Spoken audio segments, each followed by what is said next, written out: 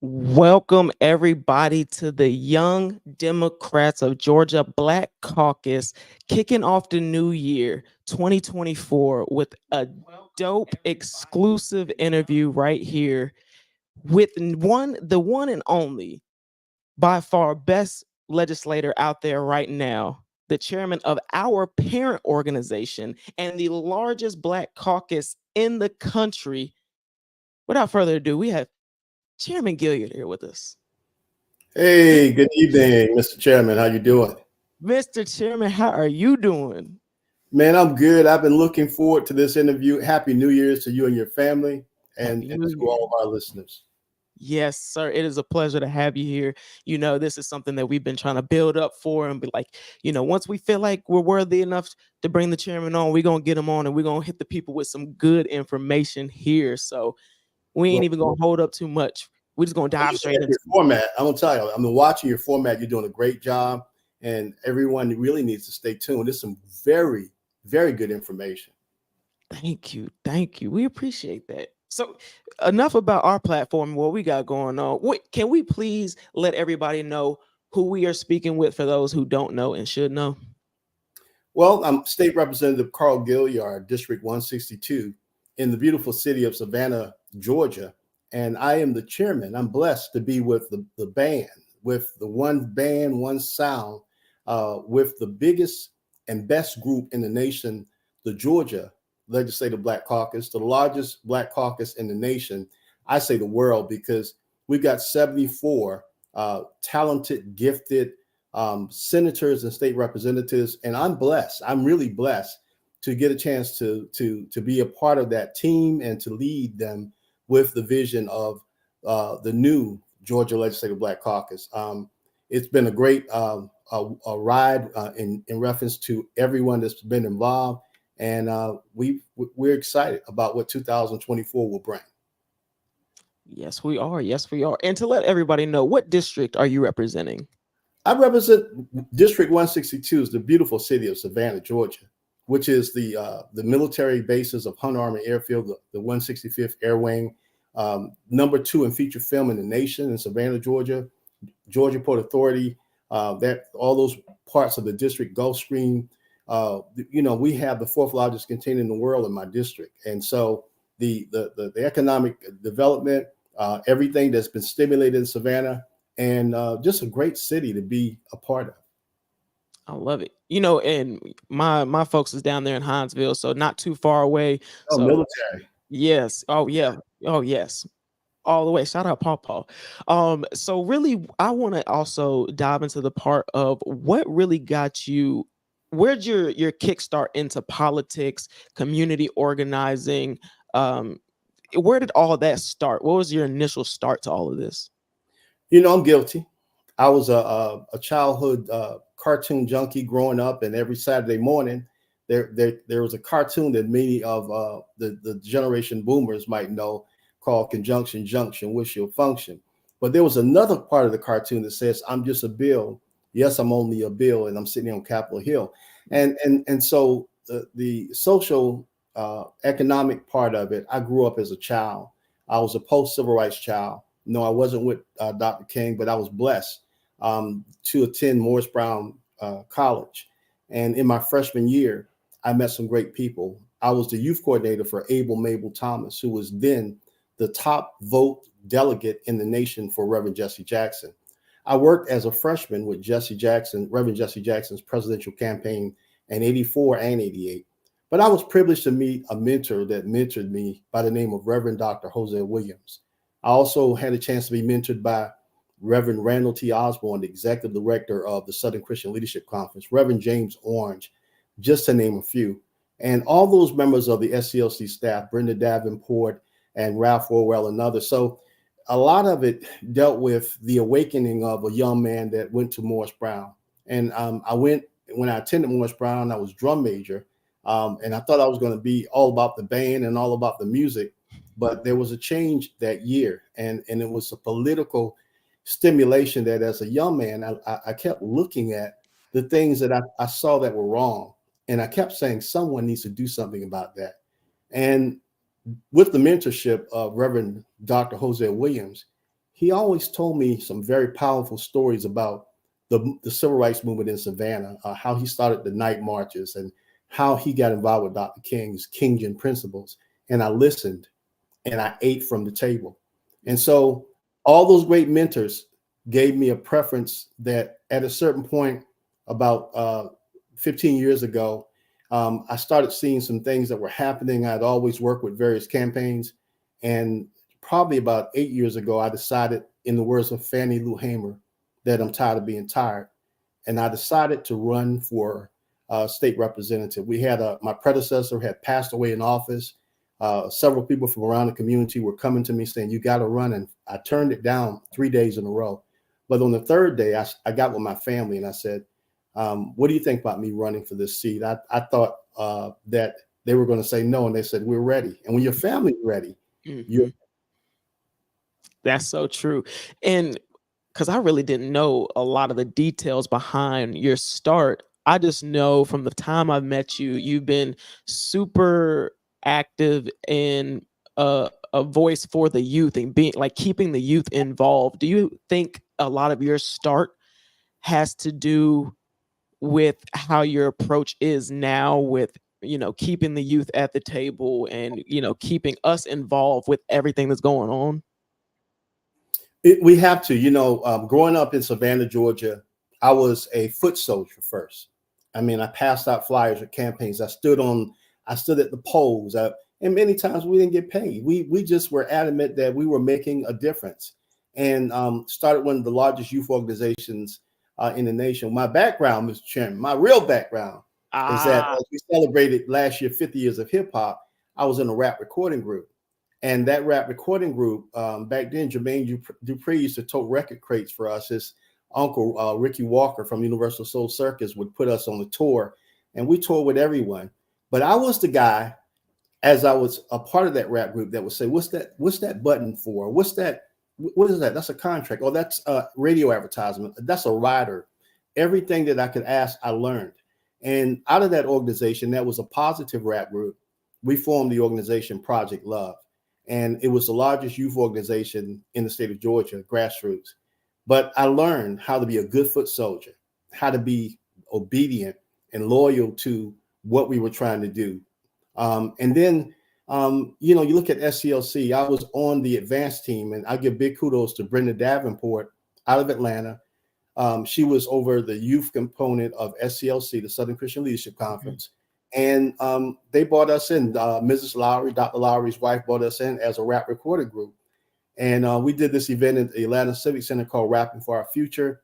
And they said, "Man, these guys got a message," because we were talking about positive rap with a message. Give us the vote and we will change the course of this nation. Dr. King had a dream to do it through voter registration. Take it from Candy Lover. Listen to this note. If you're 18 years or older, you got to register and vote. And so Mrs. Lowry heard it and Dr. Lowry heard it, and they took us and they had us traveling all over the nation. And then as a young man with SCLC, I was promoted to travel in 1988, telling my age, to 28 cities from Memphis, Tennessee, Mississippi, Alabama, with the legends, with Reverend Ralph Abernathy, Hosea Williams, Walt Bellamy, all the legends of the movement. And I sat down and I just got quiet and listened. To everyone that's hearing this on tonight, I'm not trying to speak down to you, but I'm telling you my story, that if you want to be in leadership, you got to serve. A lot of people are just jumping up, running for office.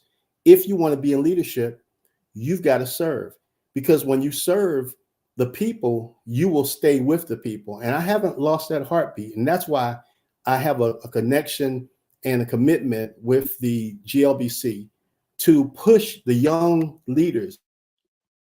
When I was leading, we had to take it. Some folks wanted to just roll over and die. They didn't want to give the baton. And so, we just got to groom more young leaders. Dr. King and Andy Young and Reverend Williams and all of them, they were young men. They weren't even in their 30s when they started. So John Lewis, etc. So we got to get young people involved now. I love that. And a thing that stuck with me is before I even decided to run for chair of the Young Democrats of Georgia Black Caucus, I remember stopping you in the suite and saying, Chairman, if we, I'm going to run for this and I would love for us to do a lot of work together if I'm able to get this. And you stuck your hand out, we shook hands on it. And I can say ever since then, you've kept your word on that. And the biggest thing that you always said that it's always stuck in my mind, and I will always forever say you invented it, is if you're not at the table, then you're on the menu. And that must be some of the hip hop background a little bit, dropping bars, but that stuck out so much to me. And, want to go at and give you your flowers for allowing us to be a part of everything like you have. So let's change gears a little bit here, because I want to speak about what your leadership has done and you and the GLBC has done this past session and the whole year of 2023. What is some things that you would like people to know, or some things you would like to acknowledge that you all have accomplished in 2023? Well, when I was embarking upon running for the chair of the Georgia Legislative Black Caucus, and I wish there was a word that could be put up there, it was intentional. I had a chance to run for the Senate. We just had a senator that had aspirations to run for lieutenant governor, or I think labor commissioner. And everyone in my hometown and everywhere said, well, it's obvious that you're going to be our next senator. And I said, no. I said, I'm not interested, because I want to stay in the House, because I've got seniority and I want that seniority to grow. I want to help the caucus. But more importantly, I have an intent to run for the chair of the Georgia Legislative Black Caucus. The focus is that we must be not just the largest, but the most relevant. We represent over 3 million constituents. At any point in time in Georgia, we can change the whole narrative if we stick together.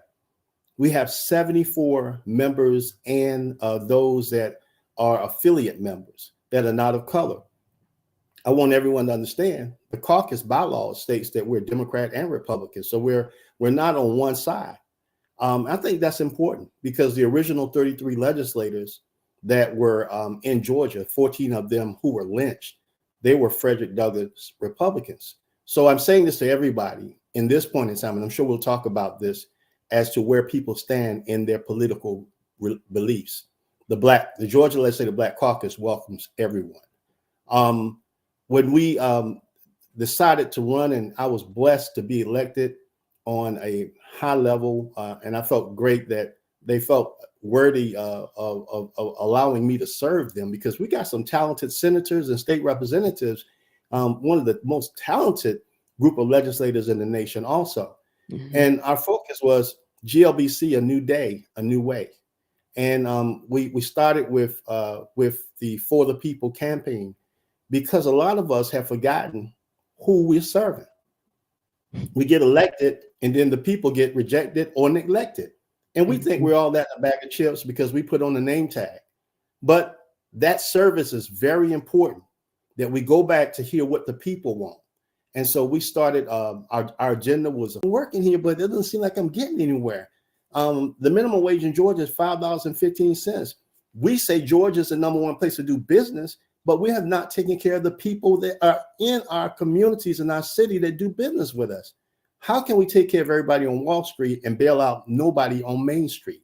And so the Georgia Legislative Black Caucus, our focus was going to the people, taking it to them. And the For the People campaign had legislation that dealt with, I'll give kudos to Representative Roger Bruce. He did some legislation that talked about minority participation. Minority participation in the state of Georgia is an abomination, whether it's transportation, etc. And we give kudos that we've come up a little bit, but we need to come all the way up, because surely if we represent 30 to 40% of the population of Georgia, surely that representation needs to be equaled out on the representation of minority contracts, 30 to 40%, not 3 to 4%. Mm-hmm. So we got work to do.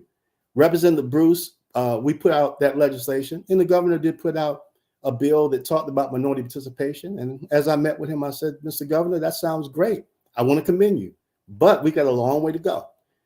We talked about the minimum wage. We talked about healthcare. We talked about a continuation of infant mortality from Black women that have that child in the hospital, and they're trying to get them out real quick because they don't feel they have adequate health care to actually get paid from. And so our women are having children in the hospital on one day, and 3 days later, they're being pushed out of the hospital when they're not even well enough to get out.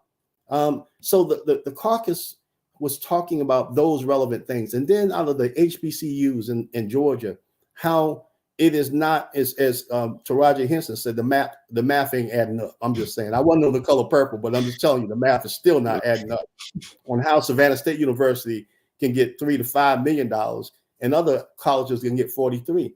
And the issue is not just legislation that has not been changed since 1973, as we met with the Board of Regents Chair, Sonny Perdue, and we reached out to him and we said, look, we're going to write some legislation. The problem is in the formula.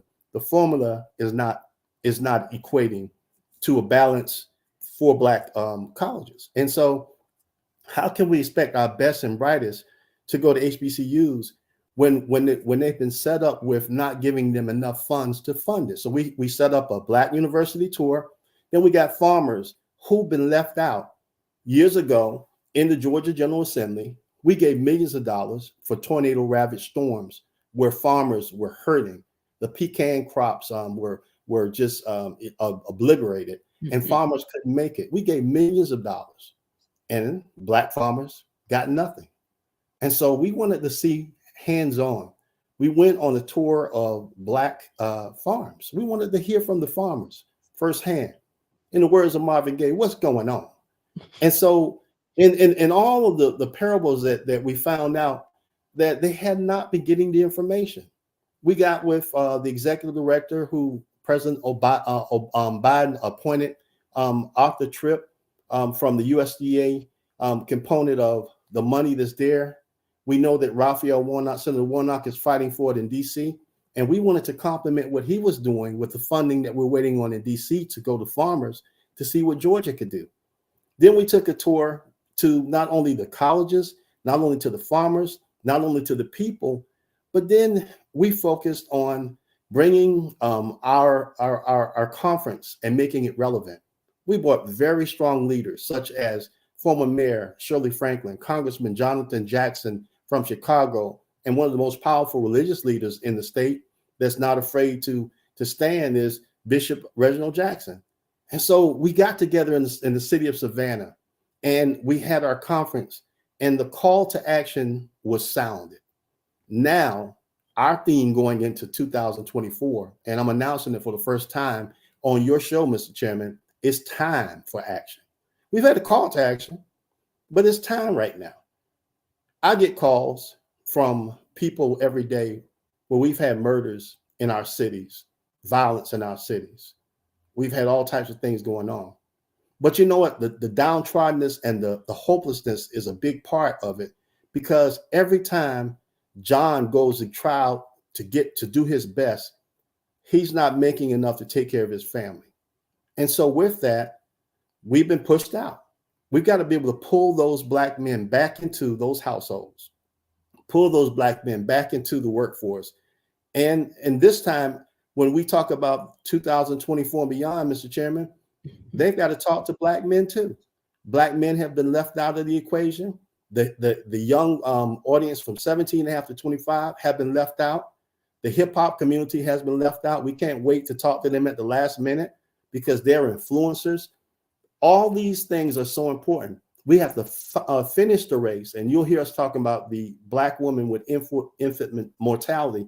We're not satisfied yet. We got to make sure we totally take care of our women when it comes to our children, and that is that the resources have to be there so we can take care of them.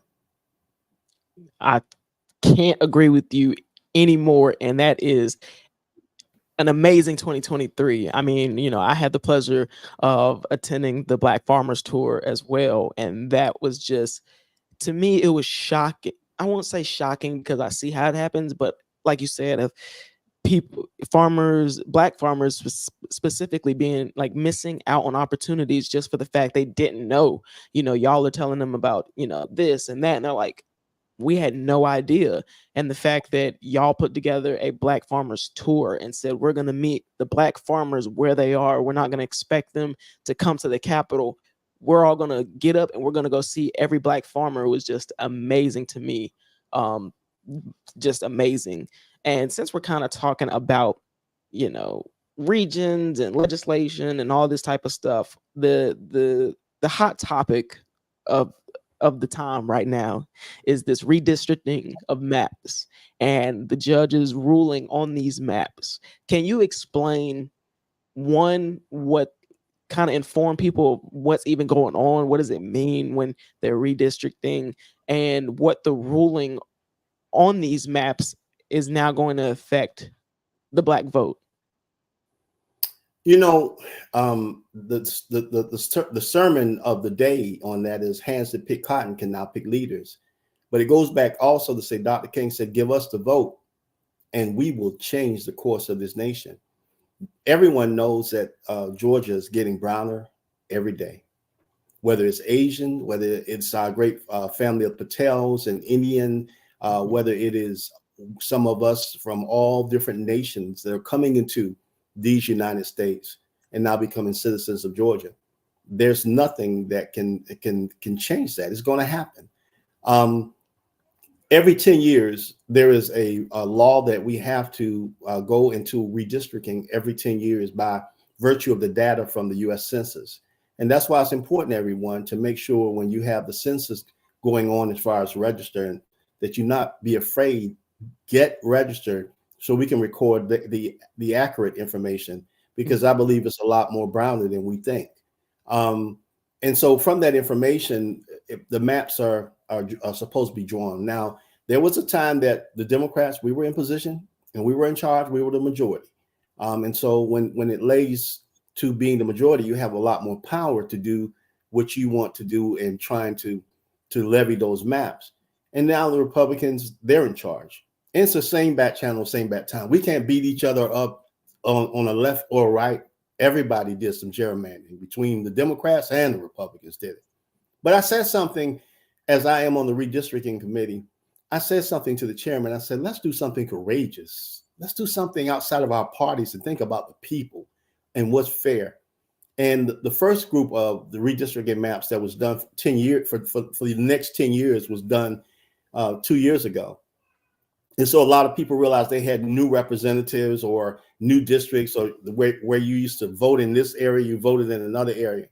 So what the judge did is the judge, Jones, who was an Obama appointee, a Black man, basically was tasked with two potential complaints that were suits by Alpha Phi Alpha and the American Civil Liberties Union. And the judge adhered to what they were saying. He said, you know what, you're making a lot of sense. These maps are not fair.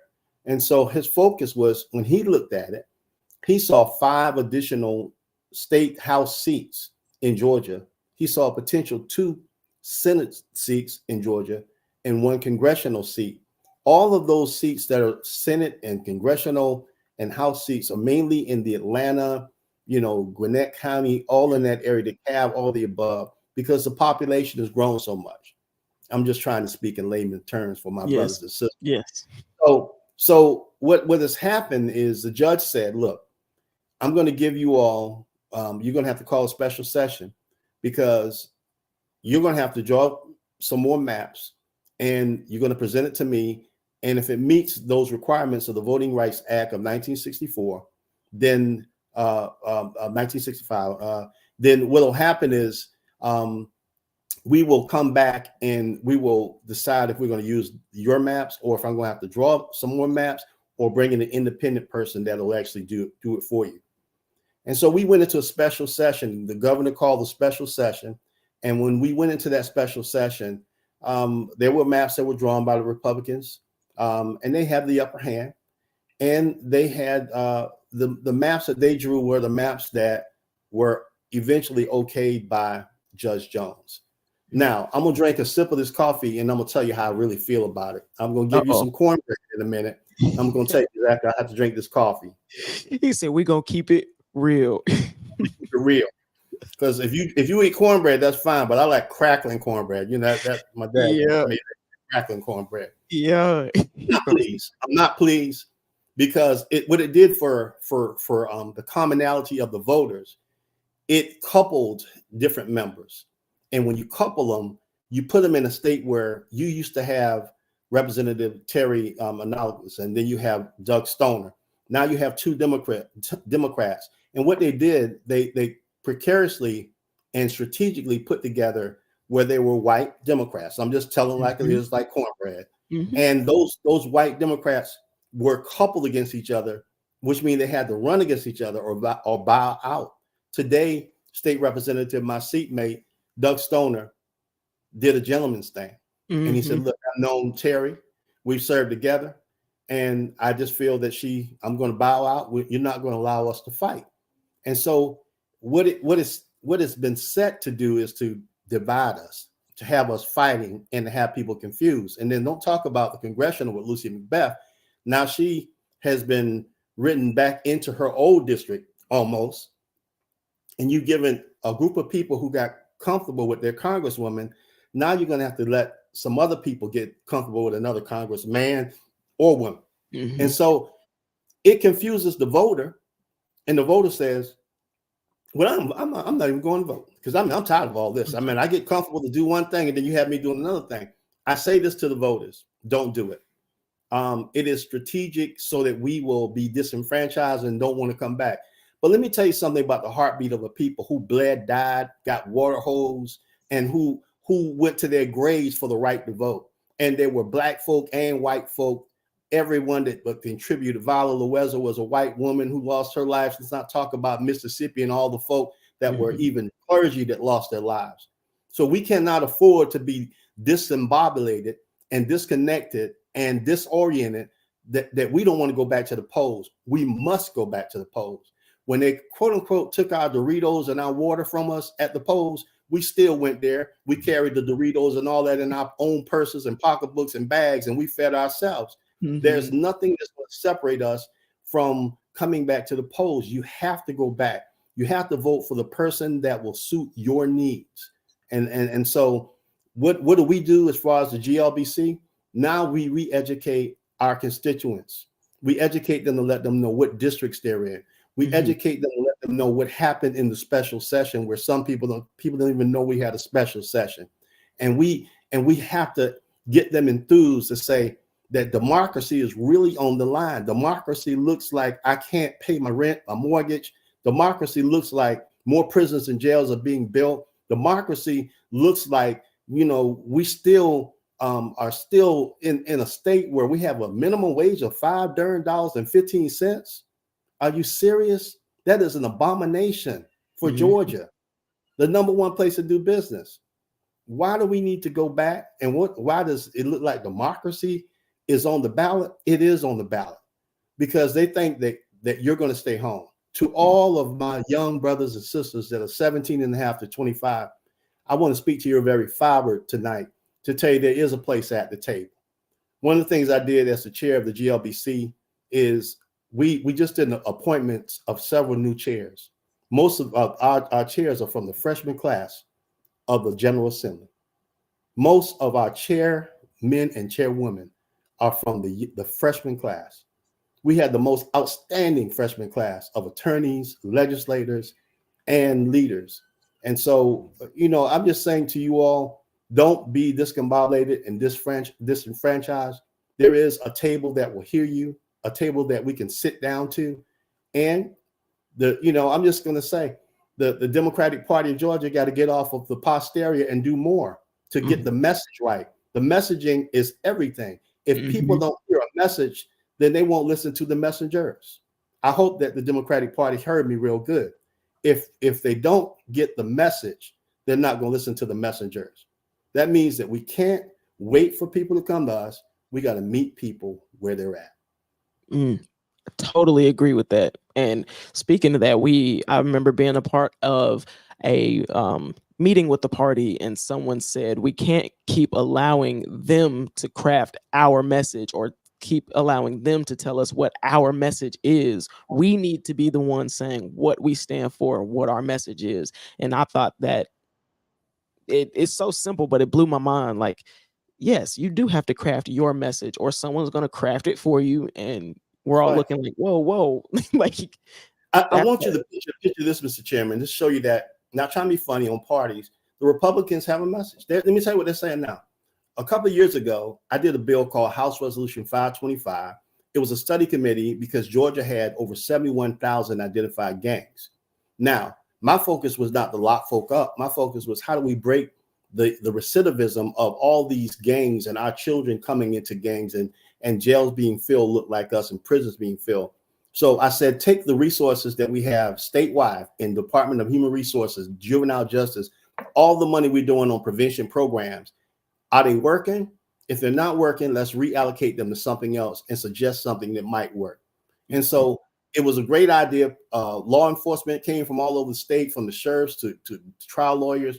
They kept saying that this is good. We can pass it next time. But wait, I didn't wait. I did a local bill and made it the Chatham County Gang Prevention and Intervention Commission. We got it passed.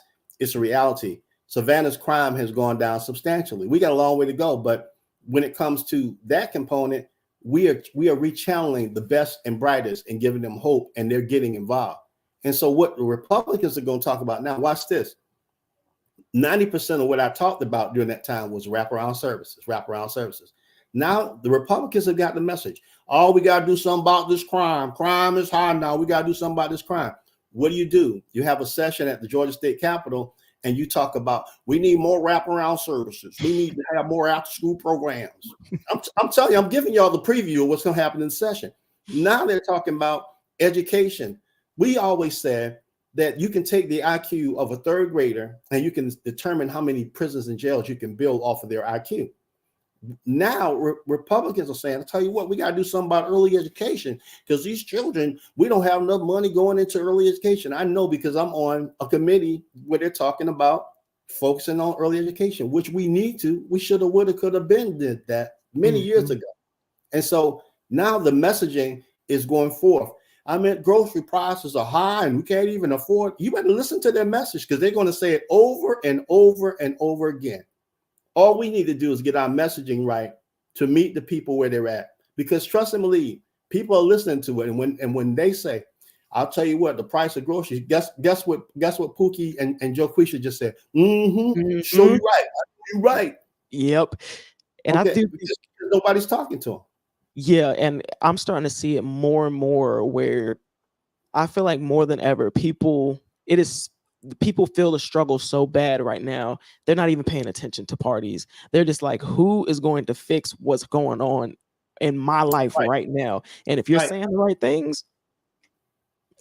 And you know what? I would be there as a civilian, as a citizen. I'd be there because, here's my take. We qualify as those things, but if I had my take, I'd do the We the People party. I'm just saying, I'm not scared to tell the truth, because what has killed us right now in getting stuff done are parties. And I'll admit, we over here in the Democratic Party, we're willing to be willing workers and work with the Republican parties, but everybody has got to be courageous enough to do the darn thing. And my thing is, when lives have been lost, don't talk to me about lives being lost.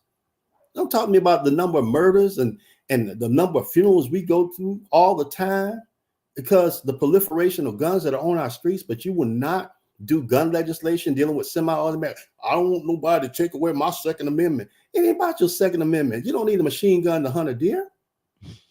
And so those weapons that have been put directly into our communities openly. And so we got education and re-education and work to do because it's our communities that are being affected. Why is the Georgia Legislative Black Caucus determined in 2024 to be the most relevant entity in the state of Georgia?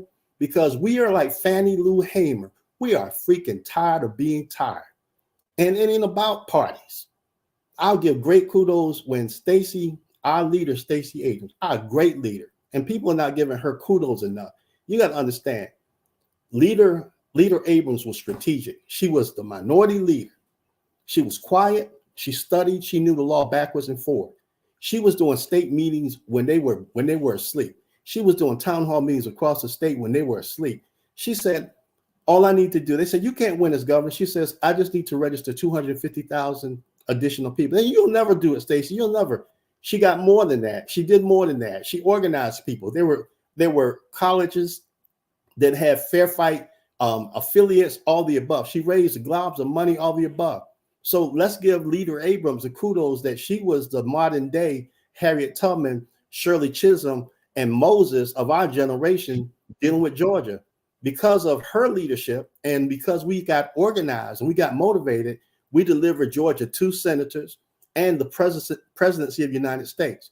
What the Georgia Legislative Black Caucus is saying to our current president, you're not going to get our signatures endorsing you.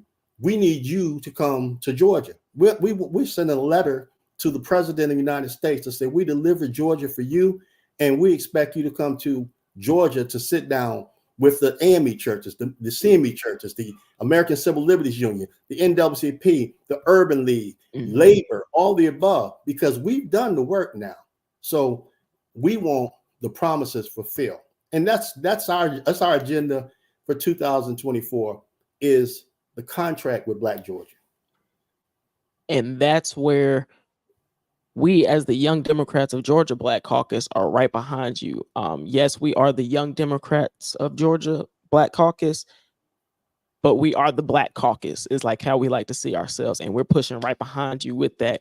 I know you have to go soon, but I do want to touch on a few more things. And one you actually ended off with is, could you elaborate on the contract with Black Georgia? The contract with Black Georgia, and kudos to Dr. Ricky Keys, our political, he's our political everything.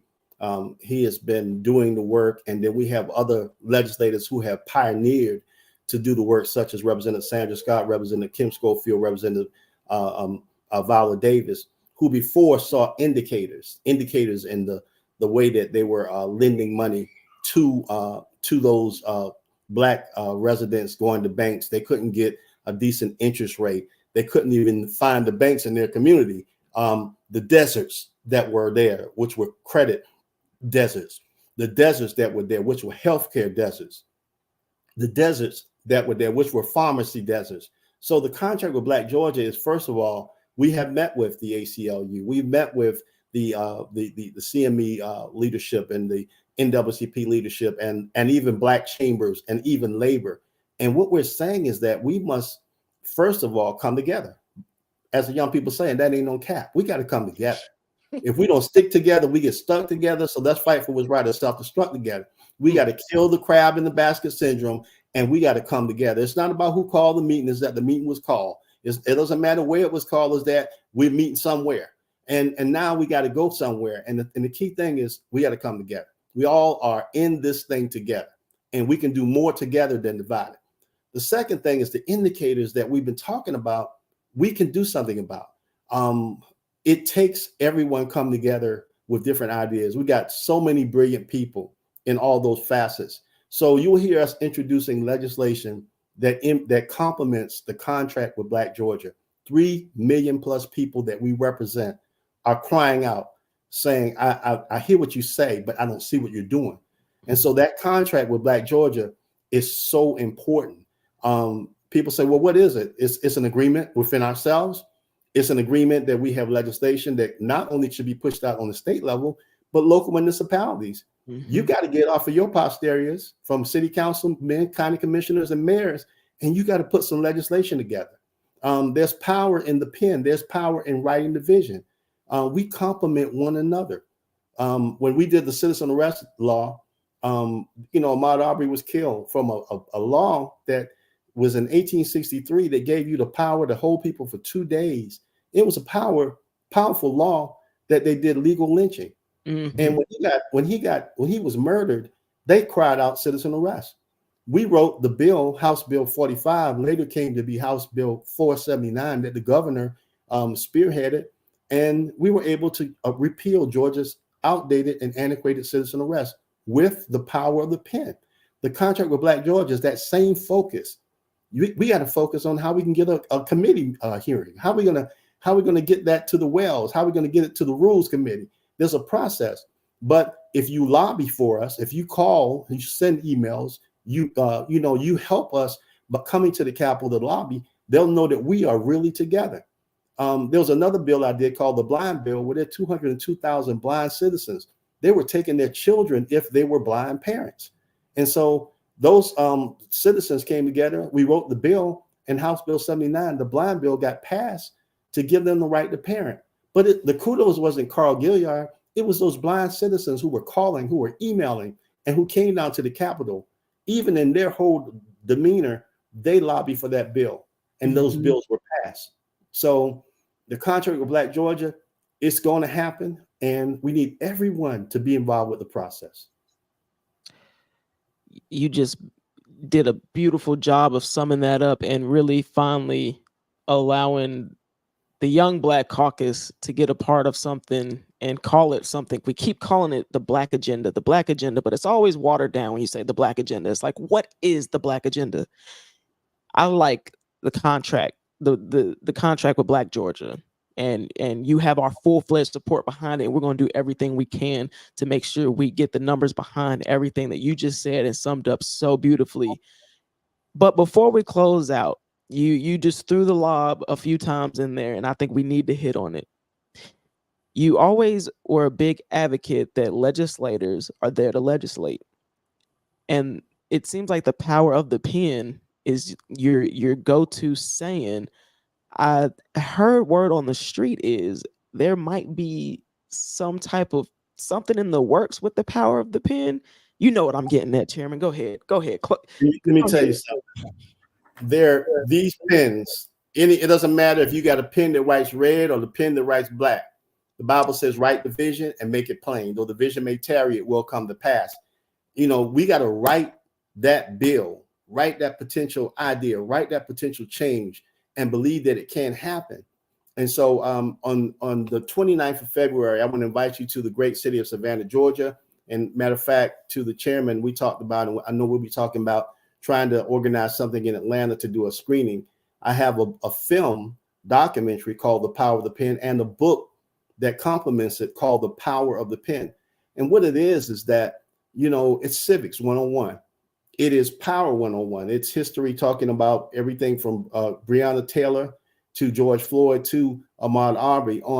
We've got the citizen arrest bill passed, but what about George Floyd bill? What about Breonna Taylor? It still hasn't been passed. Strategy is everything. And you're going to see in this film documentary, it's going to take us back from the original 33 to where we're at now. It's going to talk about the power that we have as elected officials statewide. Whether you're in a local municipality, you're a city council man or woman, county commissioner, chairs, school board, you got power. If you don't have vision, then maybe somebody else might need to lead, because if you got elected, you got to have vision because you want to make a change. One part of the book talks about the day, THEY. A lot of times when we're running, we're upset. We're saying they ain't doing this and they ain't doing that, and that's why I'm running. Well, when you get elected, you are now the day. You are now the day. Now, what are you going to do for the people? And so now you got to have vision.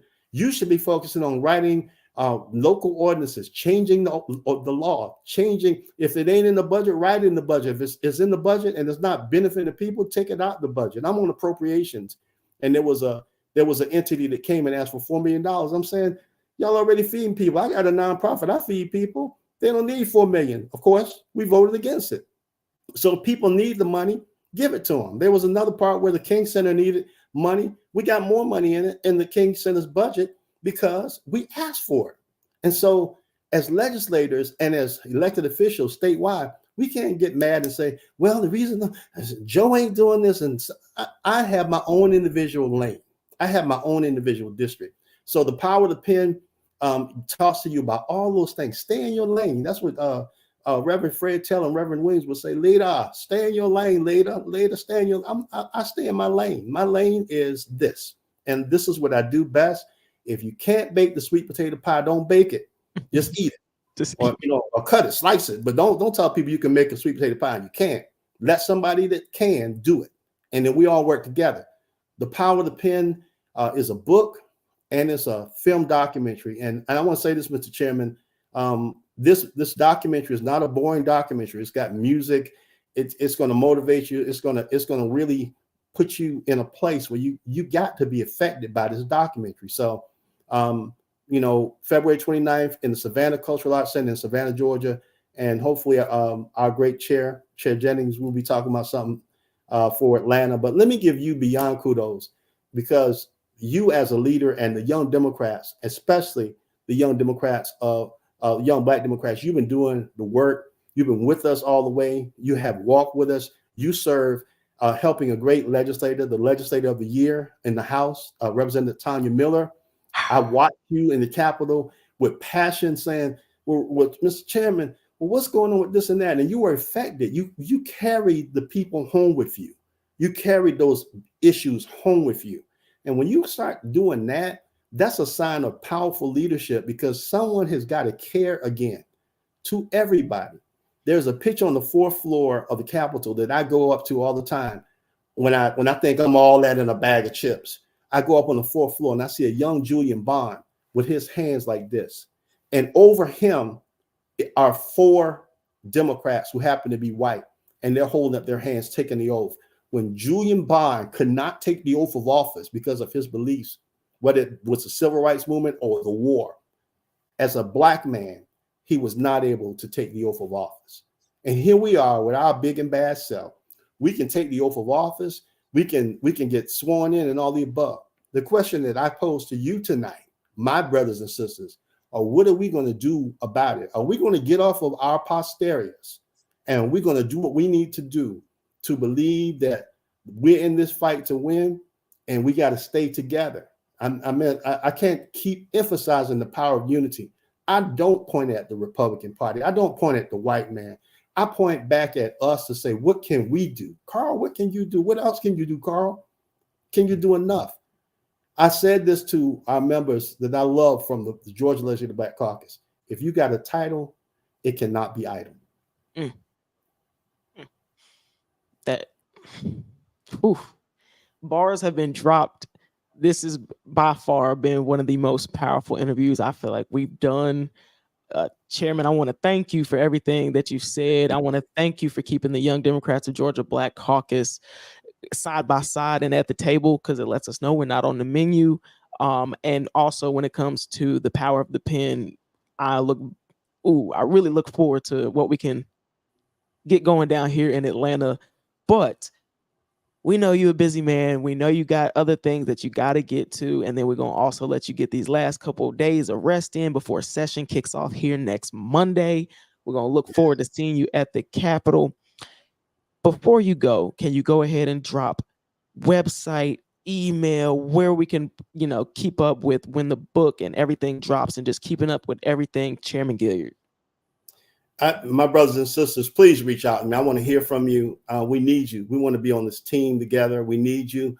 www.gilliardforgeorgia.org. Hit me up.